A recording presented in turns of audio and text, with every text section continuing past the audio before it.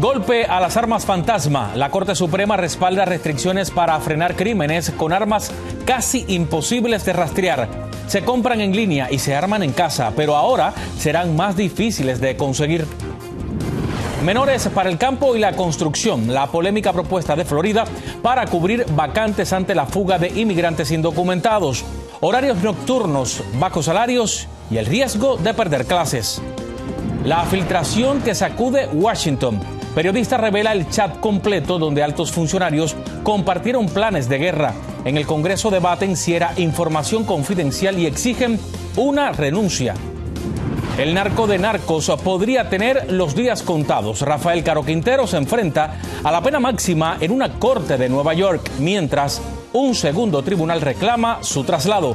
Así comienza su noticiero Estrella TV.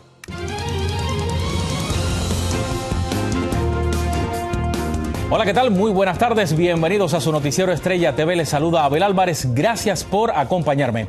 Y comenzamos con esto porque la Corte Suprema ratificó hoy una regulación de la pasada administración Biden sobre las armas fantasma.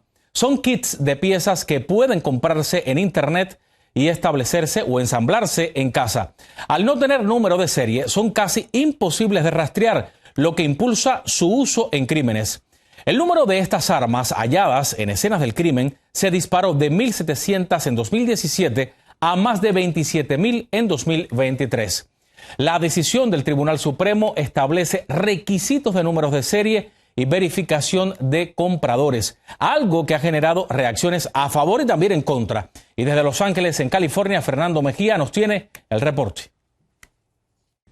Son armas que se pueden comprar en línea y que se pueden ensamblar en minutos. Se les llama armas fantasma porque son imposibles de rastrear ya que carecen de algún tipo de número de serie. No, estas armas no tienen registro, no dejan las esquirlas en los proyectiles una vez que los disparan y son muy difíciles de localizar. El expresidente Biden puso restricciones sobre la venta de este tipo de armas, exigiendo a los fabricantes colocar un número de serie, que se investigara los antecedentes penales y la edad del comprador como se hace en la venta de una arma convencional. Los fabricantes y grupos pro armas demandaron al gobierno y se detuvo. Ahora la Corte Suprema decidió a favor de mantener las restricciones. Esto es dinero, esto es algo fácil porque mucha gente no quiere ir a una tienda. Para ir a comprar una pistola, uno tiene que ir en persona, presentar su ID.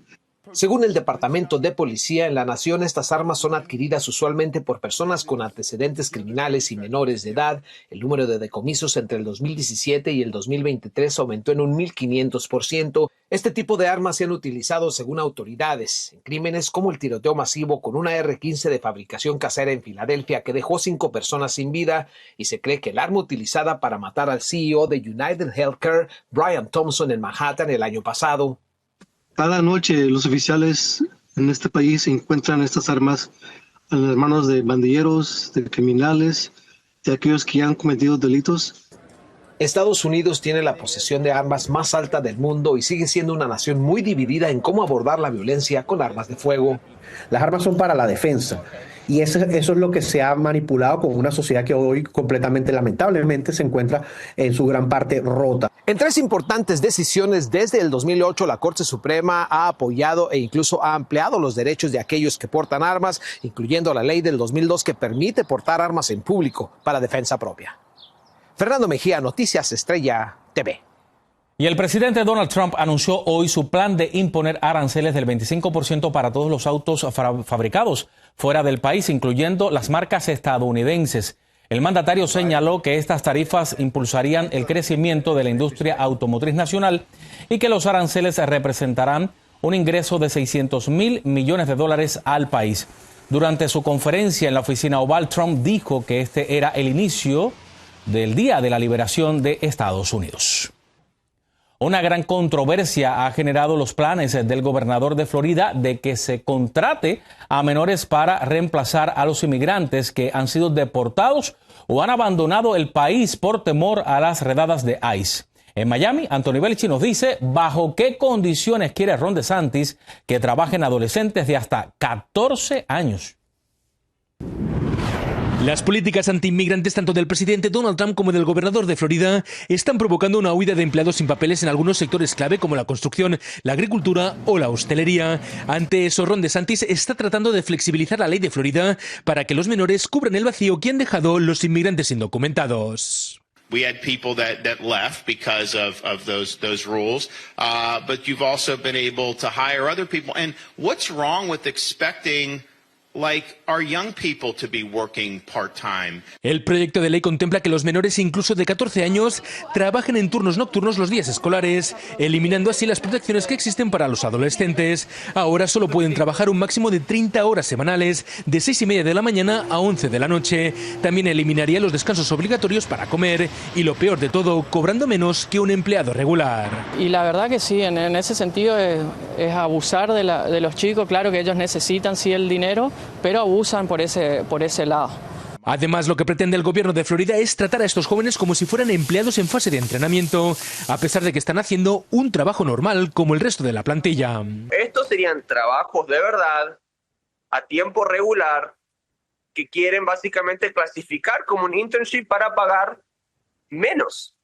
Un informe del Instituto de Políticas de Florida señala que hay más de 110.000 adolescentes menores de 18 años en la fuerza laboral del estado y que más de 95.000 están actualmente empleados, pero con una posible recesión cerca, abriría la puerta a que obligaran a estudiantes a realizar este tipo de trabajos aún sin quererlo. Si ellos también quieren acudir a este oficio, perfecto, ¿por qué no ayudarlos también? Pero en sí pagar menos siempre ha sido una batalla. Todos tenemos que pagar bien. Por otro lado, y según reportes, el 72% de los adolescentes con empleo también estudia, mientras que el ausentismo escolar en Florida alcanzó su segundo nivel más alto en 15 años. Desde Miami, Florida, Anthony Belchi, Noticias Estrella TV. Y un nuevo revés para la administración Trump. Una corte de apelaciones mantiene el bloqueo temporal a las deportaciones bajo la ley de enemigos extranjeros. Recientemente el gobierno invocó esa ley del año 1798 para impulsar a inmigrantes venezolanos a El Salvador, o sí, expulsarlo, pero un juez ordenó detener los vuelos. Ahora el caso se convierte en un nuevo foco de tensión entre la Casa Blanca y las Cortes Federales. Precisamente la secretaria del Departamento de Seguridad Nacional arribó a El Salvador para abordar la cooperación entre ambos países en el combate contra la inmigración ilegal. Hoy Kristi Noem se reúne con el presidente Nayib Bukele y visita la polémica prisión a la que fueron enviados 238 venezolanos, presuntos miembros de la pandilla Tren de Aragua. En su primer viaje al exterior, Noem también visitará México y Colombia. En otra controvertida medida de política migratoria, la administración Trump ordena una pausa y una revisión exhaustiva de las solicitudes de residencia permanente presentadas por algunos inmigrantes.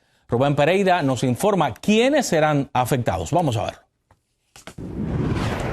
Yo quiero tener la residencia permanente porque lo ocupo, pues, para poder entrar y salir de este país y para trabajar bien, andar bien con la ley y todo.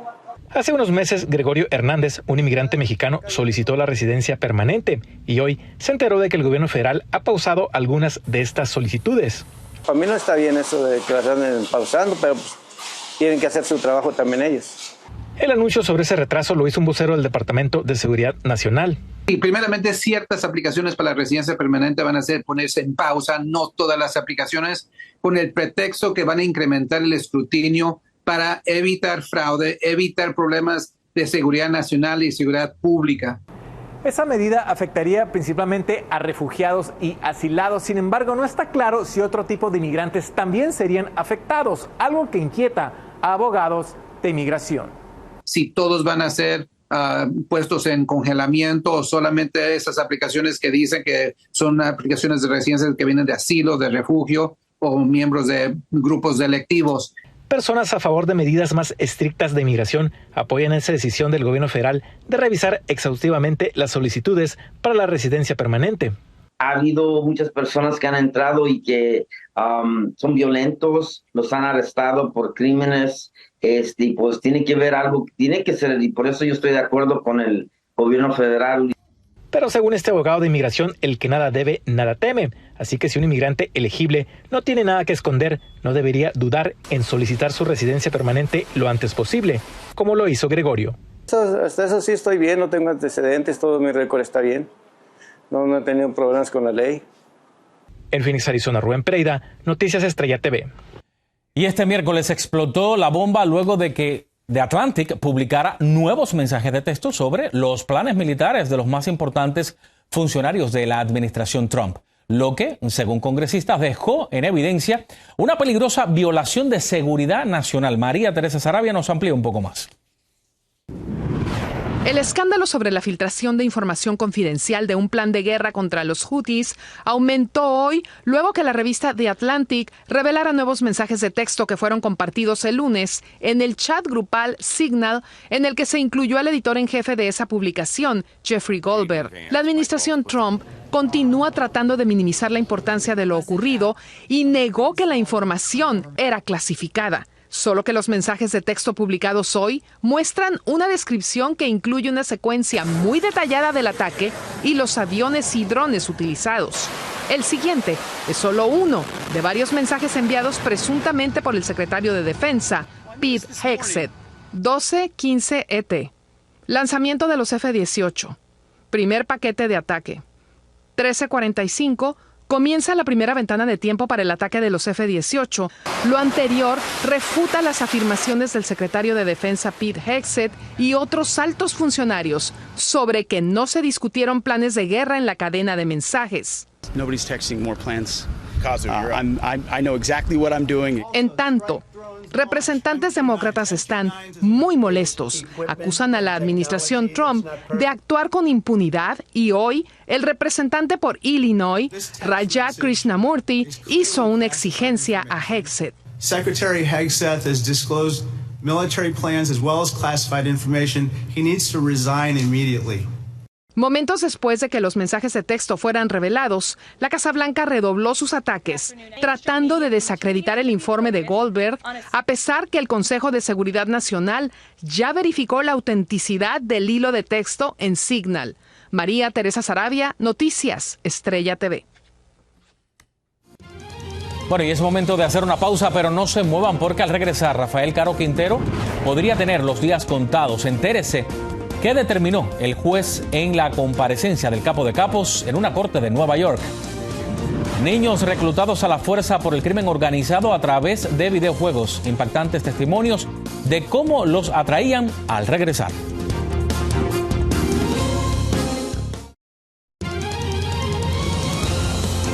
Gracias por seguir con nosotros aquí en el Noticiero Estrella TV. Fíjese que la vida de Rafael Caro Quintero está en juego.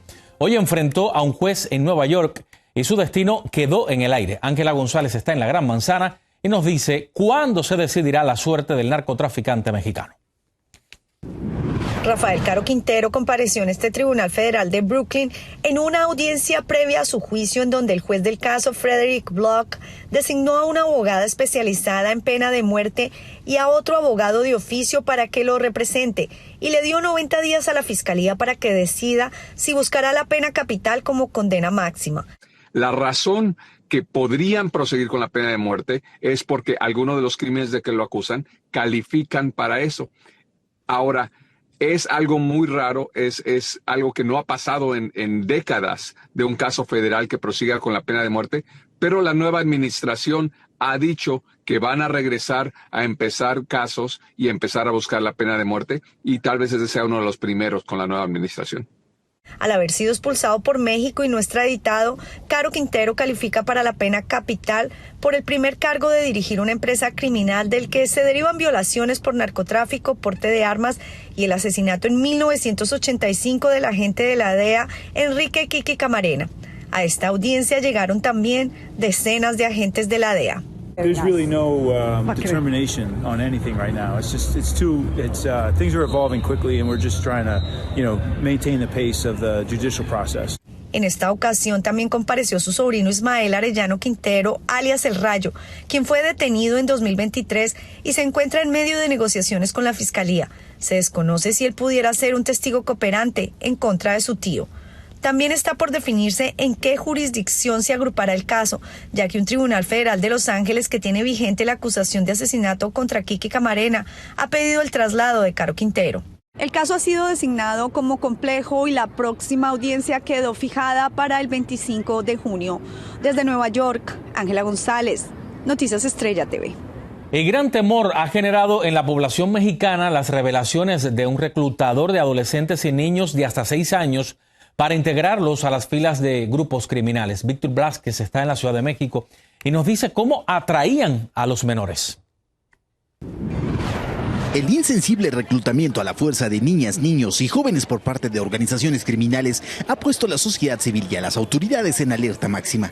Y es que el más reciente informe de la Subsecretaría de Derechos Humanos, Población y Migración detectó que esta actividad se lleva a cabo en 18 de 32 estados del país. Este reclutador huyó de México, no quiso seguir más en las filas del grupo delictivo al que perteneció. Relata cuál era su función al reclutar gente usando videojuegos. Más o menos vamos ubicando sus perfiles.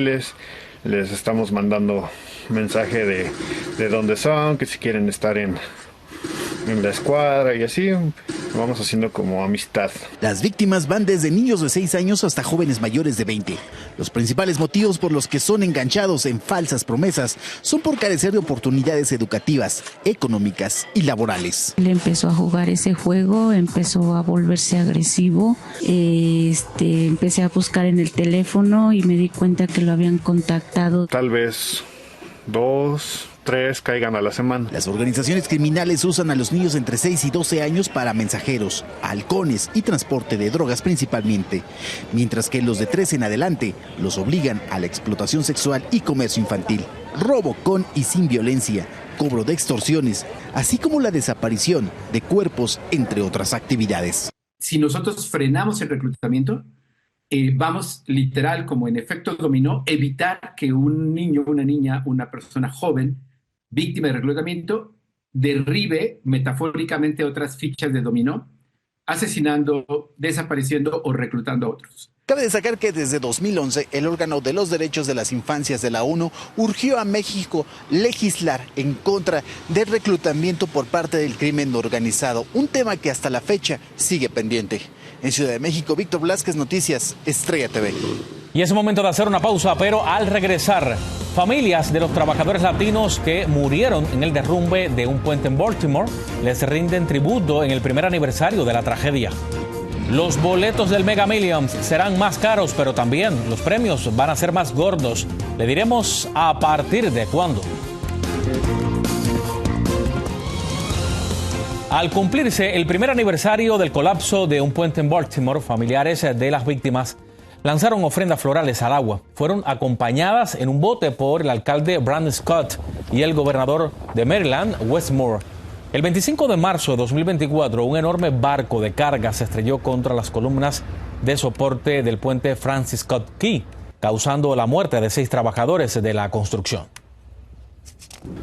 I think about these men and all of our roadway workers who maintain Maryland's transportation system. They show up and work in dangerous conditions. Our roadway workers deserve our utmost respect as they take risks and make sacrifices every single day to make our journey a little smoother. Todos los trabajadores que fallecieron eran latinos y en el momento de la catástrofe se encontraban rellenando agujeros en la estructura. 2 eran nativos de México, 2 de Guatemala, 1 de Honduras y 1 de El Salvador.